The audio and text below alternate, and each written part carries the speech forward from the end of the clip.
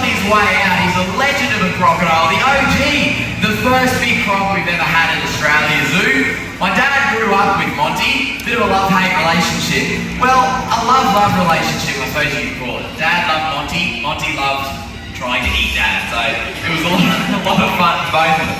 Today, myself and Hamish are going to be teaching you what to do and what not to do in croc territory. The biggest rule is this: do not ever be silly enough to enter the water with a crocodile. It's a bad idea. Now, as Monty gets closer, he's getting pretty keen and pretty fired up, and now that he's fired up, he's all yours. Hamish, trying to do something great.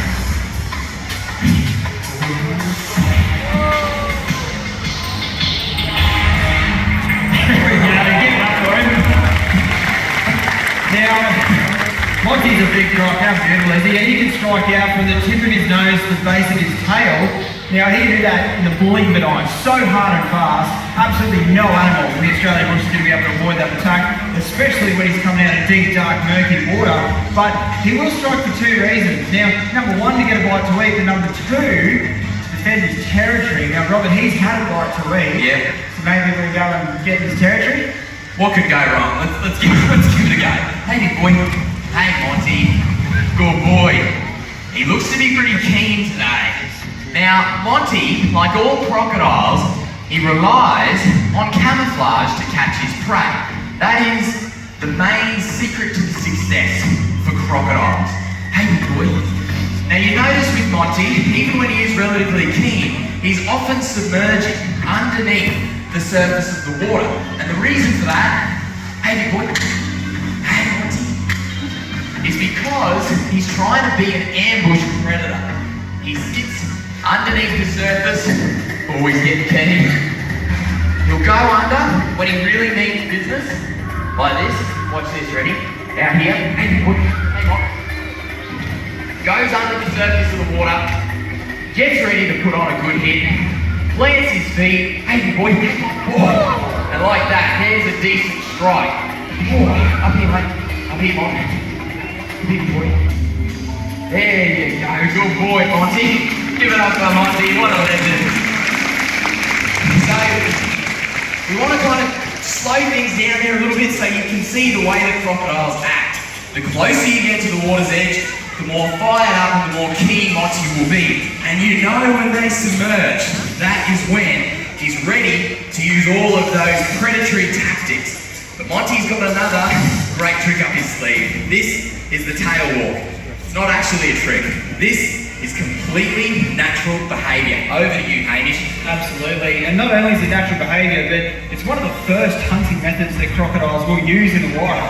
Because when Monty was a little tacker, he was only about 15-20 centimetres long, and at that size he wasn't an apex predator yet. In fact, he was at risk of being eaten by just about every other animal in the environment, whether it was bigger crocs, snakes, lizards, fish, birds, pretty much anything. But he's got to catch himself a bite to eat as well. So he'll hang out in the reeds and the mangroves, he'll poke his head up, look like a stick, plant his feet on the bottom of the pond, and he gets that tail ready so that when an animal comes out and over the water's edge, he is ready to go.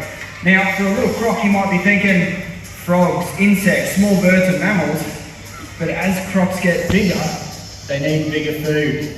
And they'll hang out under overhanging trees, waiting for lizards, possums, birds, even birds flying over the water's surface to make that ultimate mistake and get a little bit too close. He is ready to go. Hey Monty, let's get one more. Now, there we go. Now when you are up in Northern Australia, you see a beautiful tree overhanging the water's edge. It might look like a great place to have your morning cup of coffee, maybe read a book, but please be wary of that tail-walking crocodile. Yeah, too right. Crocodiles, they do mean business here. What we want to do with Monty is show you how fast he can move out on land.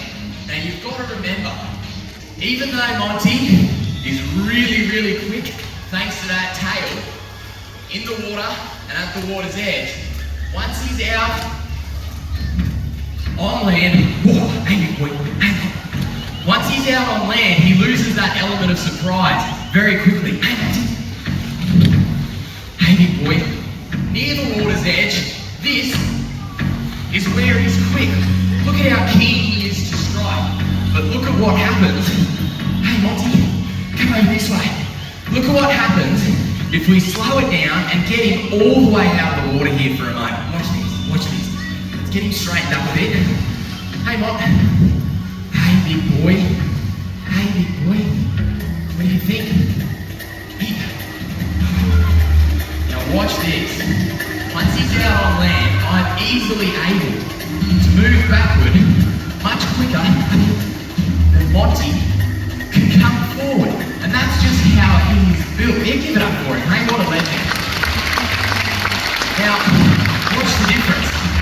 Me messing around next to his water, like that Ibis is doing, he's so keen. He's really riled up. And that's not just for food, that's for territory.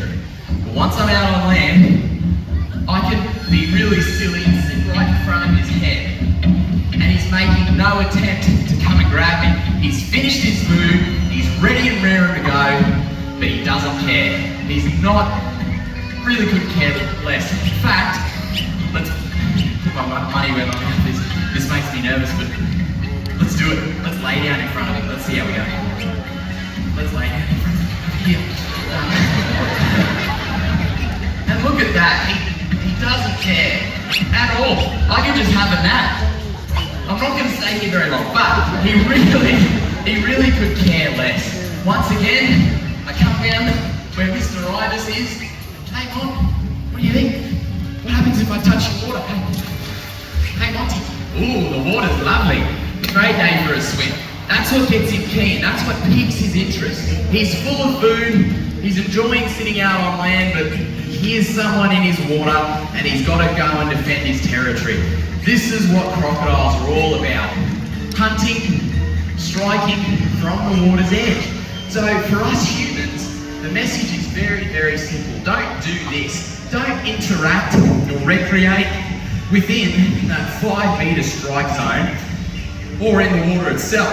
Use a little bit of common sense. If you step back about 4 or 5 metres, you're going to avoid that initial strike.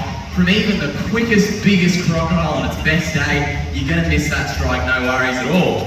Then from there, you don't want to overhang the surface of the water in case there's a croc ready to tail walk. And then it's doing things like not camping too close, not discarding of your fish frames or meat scraps next to croc water. Use these common sense rules to make sure that there's no reason for a crocodile to have a look at you. You know, there's no reason. If you remove yourself from that immediate territory, a croc is never going to have a second look.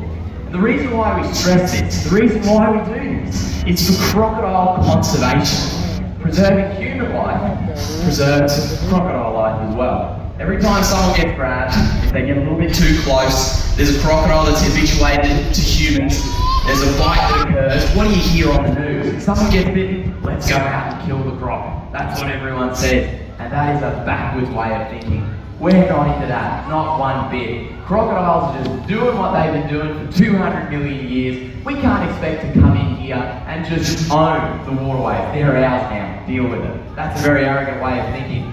We need to love and respect these animals because they are intrinsic, incredibly important to the ecosystem. And all that means is to protect crocs, it's taking a few steps back from the water's edge. That is all you've got to do. It's not a very big ask, not at all. But I want to say a big thank you for being here today, for learning a little bit more about crocs, and hopefully coming away with a deeper appreciation for the role in which they play up in Cape York, all across into Western Australia, wherever you find these beautiful animals. They are very, very crucial. What are you doing, Ibis? You be careful there, mate. Ooh, get your cameras rolling. We may have a Discovery Channel moment before us.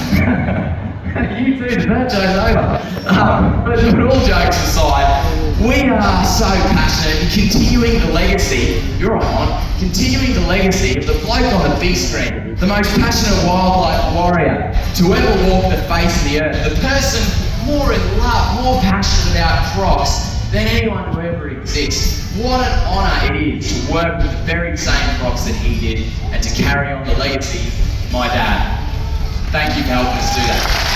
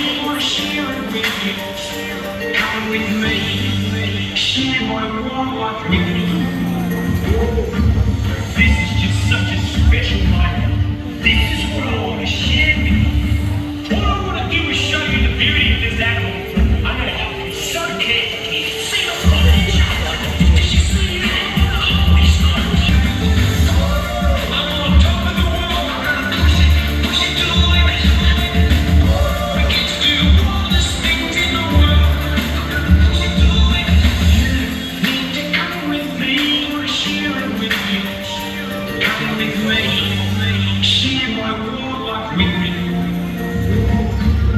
Look at the information that I can gather from this one poo. He's looking